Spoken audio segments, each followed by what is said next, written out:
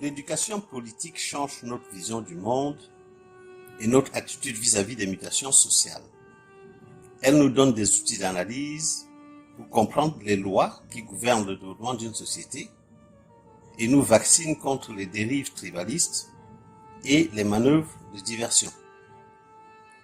Plus nous aiguisons notre conscience politique, plus notre comportement social change. Nous cessons d'être des simples objets que l'on manipule, nous devenons des sujets et acteurs de l'histoire, des maîtres de notre destin social avec tous les droits et devoirs que cela implique. Leçon numéro 14. Le concept de socialisme à la lumière du mahdisme. Nous vivons dans une ère caractérisée par la crise des idéologies. Le socialisme n'a pas échappé à ce fléau moderne, et le capitalisme s'est totalement disqualifié à cause de tous les maux et souffrances qu'il a causés et continue de causer à l'Afrique et au monde entier.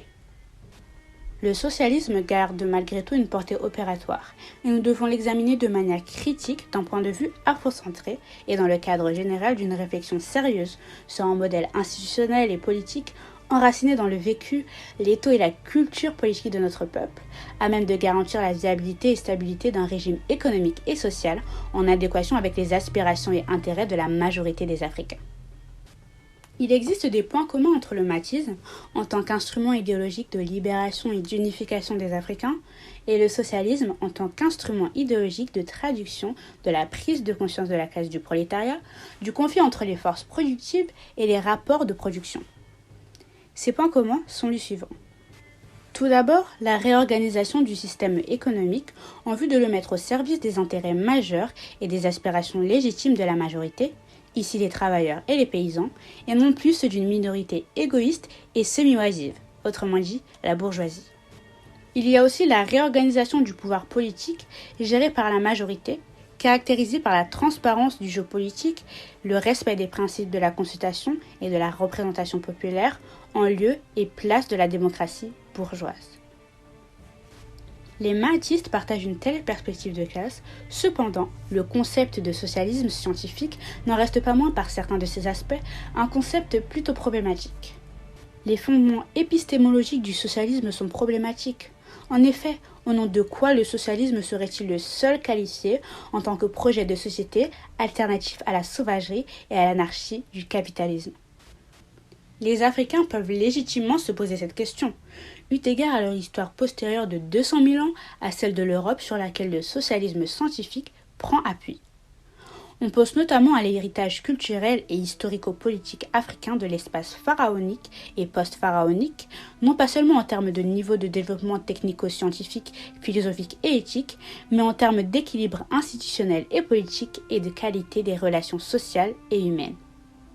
Ni Marx, ni Engels, ni Lénine ne prennent en compte cette riche expérience africaine dans l'élaboration théorique du concept de socialisme scientifique, ce qui pose le problème des limites évidentes de leur mémoire culturelle eurocentriste. Dans la perspective marxiste-classiste, le socialisme dit scientifique apparaît comme une échéance inéluctable et nécessaire de l'existence et de la lutte entre deux classes historiquement développées et conscientes de leurs intérêts respectifs, le prolétariat et la bourgeoisie. Cela signifie-t-il que là où de telles conditions historico-politiques n'existent pas, en Afrique notamment, il ne peut pas y avoir édification du socialisme? Si l'on prend en compte le caractère généralement embryonnaire du prolétariat africain, on peut alors affirmer qu'une telle échéance apparaît lointaine, voire improbable, et donc douter du caractère scientifique d'une telle idéologie. Pour les marxistes, l'État a un caractère foncièrement oppressif et les marxistes parlent du dépérissement inéluctable de l'État à son inexorable extinction. Cette conception de l'État est fondée sur l'histoire de l'Europe, pour laquelle l'État a toujours été oppressif, ethnocidaire, génocidaire, réducteur, bradant les libertés et antidémocratique. À l'opposé, il y a la conception africaine de l'État comme une nécessité, comme garant de la maat, c'est-à-dire de l'ordre, de la justice, de la vérité, de l'harmonie et de l'équilibre. L'État africain, fondé sur la maat, est pluraliste et démocratique. Selon Théophile Obenga, Math est une notion capitale et permanente de la culture africaine pharaonique et post-pharaonique. C'est un concept riche et complexe qui n'a pas d'équivalent dans la culture occidentale et comme tel, il est intraduisible en français. On tente parfois de le définir par 3 mots, ordre, justice, vérité. Math serait donc l'ordre divin établi par le Créateur au moment de la création et qui se manifeste dans la nature comme la normalité des phénomènes, dans la société comme la justice et au niveau individuel comme la vérité. Math est le principe unificateur de l'existence.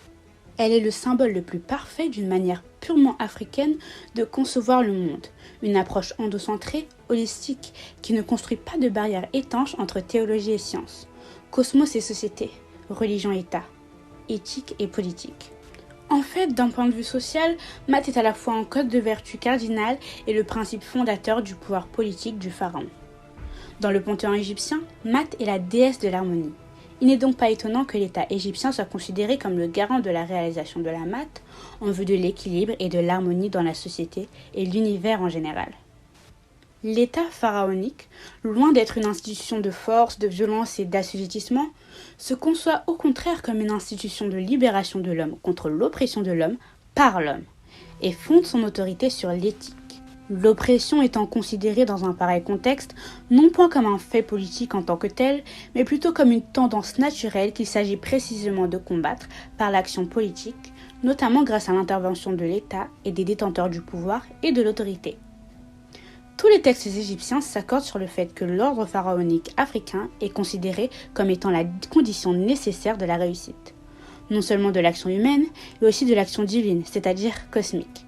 Dès lors, l'art de gouverner se résumait essentiellement à un double effort en vue de combattre la tendance dépravatrice et contingente et au contraire de consolider la maths, la tendance significative et salutaire, toutes les deux étant inhérentes à la nature humaine, à la société et au cosmos.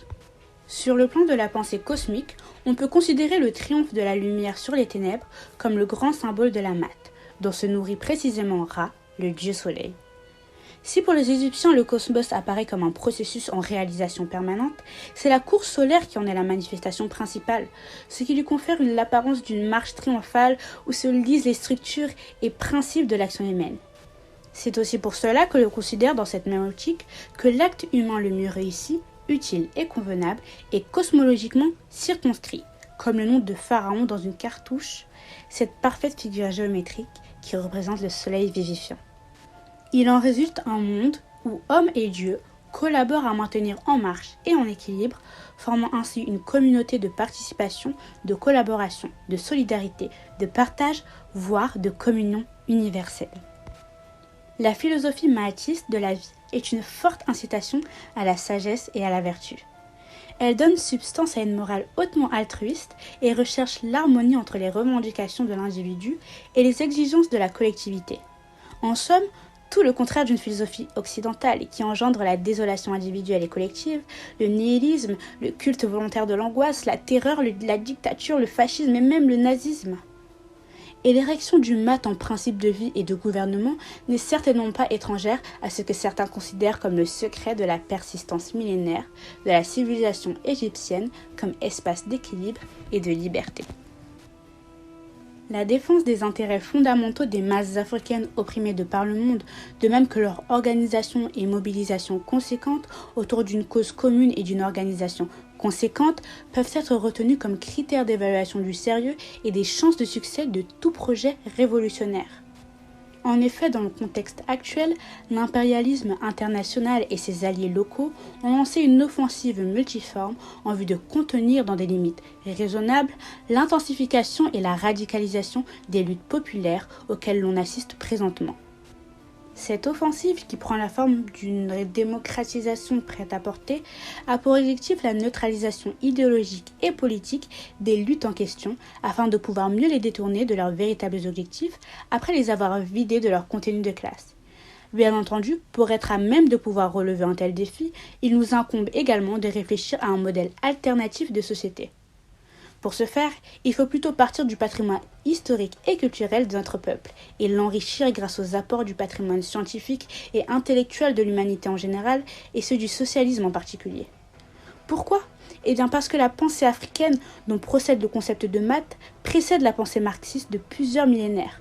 Ensuite, et surtout, parce que comme on le sait, les différents modèles de construction politique, jalonnant l'histoire institutionnelle millénaire des peuples africains, n'ont rien à envier en termes d'équilibre institutionnel et politique et de grandes libertés individuelles et collectives au modèle socialiste-communiste postulé par les doctrinaires marxistes. Le mathis vise à organiser l'activité politique et économique de manière à promouvoir le bien commun. Il consiste à organiser les rapports économiques et politiques de manière à les soumettre aux prescriptions de la maths.